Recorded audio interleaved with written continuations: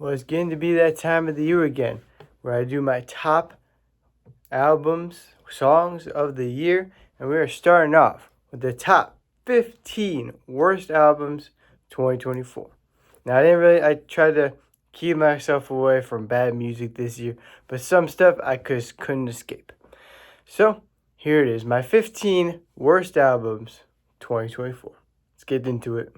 At number 15, we are starting with the Tortured Post Apartment, just side one, not like the whole anthology included, just where it ends with Clara Bow. By Taylor Swift.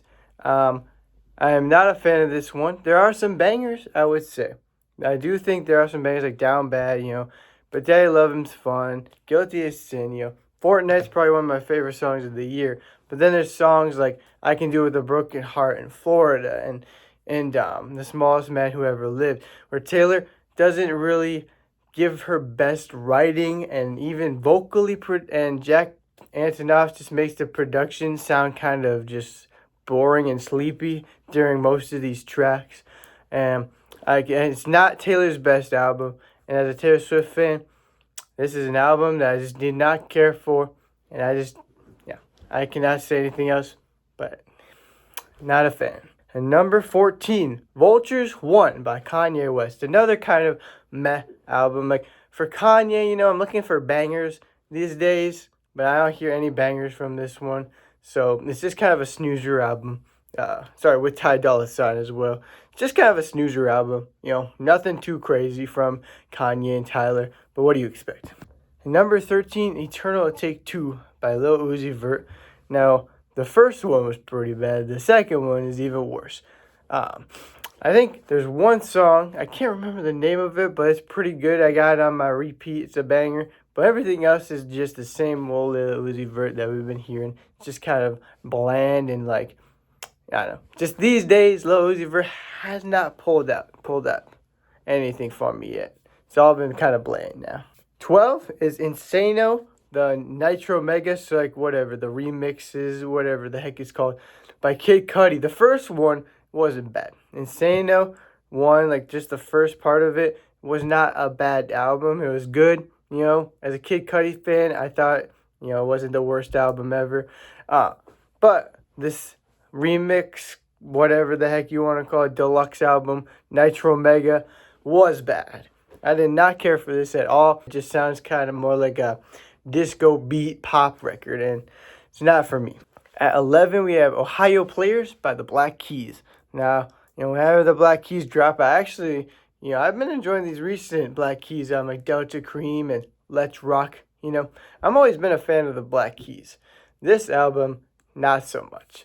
They definitely fell off lyrically. You still get that guitar, drums kind of going in here, but lyrically, a lot of stuff that happens on this album, they kind of shifted into a way to try to make it more like a poppy style for TikTok and trends, so that they can get more traction to younger viewers, because a lot of dads listen to them, so yeah, just not the best album creatively. They could have gone a different way. Heading into the top 10, we have Infinite Icon by Paris Hilton. Now, I only listened to this album because I got so many freaking ads for it on Instagram for no reason. I don't even like Paris Hilton's music. So I was like, fine, I'll give it a listen. And it was bad. And number 9 is Mixtape Pluto by Future. Now, this is another kind of just very straightforward. Every song is the same on this record. Some of the lyrics are very jankety, which is really weird, because when you drop this albums with Metro, you definitely could get that, that really good Future kind of features on there. And the Future riggedy rapping on there was really good, But then he came out with Mixtape Pluto, and I don't know, I just was not a fan of this one after what he dropped recently with Metro. And number 8, another generic pop album on here, 143 by Katy Perry, which even her fans don't like. Now, she teamed up with a producer who I won't even talk about because he's just a piece of shit, and I don't understand why Katy Perry would team up with him for this album on a little song called Woman's World, which I'll get back to that song later. But the whole album, front to back, is just a generic, boring like vocalist. It's just so soulless. The album is very soulless. You don't get that fun Katy Perry anymore. It's like she just lost her creativity, went with this guy for no reason to make her worst record to date. And there is 143. 7, Growing Up on the Internet by No Offense. Now, if you know me, not a big fan of No Offense. I never was. We actually had beef a couple of years ago, but we squashed that because I went to one of his shows. Anyway, this album is another example why I just don't enjoy No Offense and his lyrics necessarily. His instrumentals are getting better. I like the kind of pop punk stuff he's going with this direction, but everything else still the same. No Offense. And number 6, All Is Yellow by Lyrical Lemonade. It's like a Lyrical Lemonade is a producer / music video guy for rappers, and he made like a compilation album of a bunch of rappers. And it's basically they took the worst of every rapper and put it on this album. Heading into the top 5 is New King by Jason Derulo, which is a giant mixture album of all of his singles in like the past 4 years just put on there, so all of his bad stuff. Mixed with a Spicy Margarita song with Michael Bublé. Mixed with a bunch of new tracks that he added there. And it's literally just the EDM, pop, awful, wanna shoot myself, disgusting beat. Go back, like, just stop making music. He was good, in the 2010s. He had some bangers. You know, we were all dancing to Jason Derulo. Nobody wants to hear Jason Derulo anymore because of this. And number 4, CXO by Camila Cabello. This is basically, we have Brat at home. 3, Genre Sad Boy by Machine Gun Kelly and Trippie Redd. Now, knowing me, Machine Gun Kelly, I really did not want to listen to this. But after his horrendous pop punk stuff that he did, I was like, maybe he could do a little better with the rapping. I was wrong. This is the most soulless rap album, EP, whatever you want to call it, out of any of these guys. And Trippie Redd, I'm not really a fan of. I've never been a fan of his kind of like mumbling that he does during some of these songs or any of his music. So him, Machine Gun Kelly, on one EP album, whatever you want to call it again, kind of soulless and just, it irritates me. And number 2, though, is Kanye and Ty Dolla $ign again on Vultures 2, which is definitely the worst version. Now this doesn't give me any bangers at all. It actually does give you bangers, but the bangers are terrible lyrically and production-wise. And Kanye sounds like shit on this. Ty Dolla $ign doesn't even know what he's rapping about or singing about.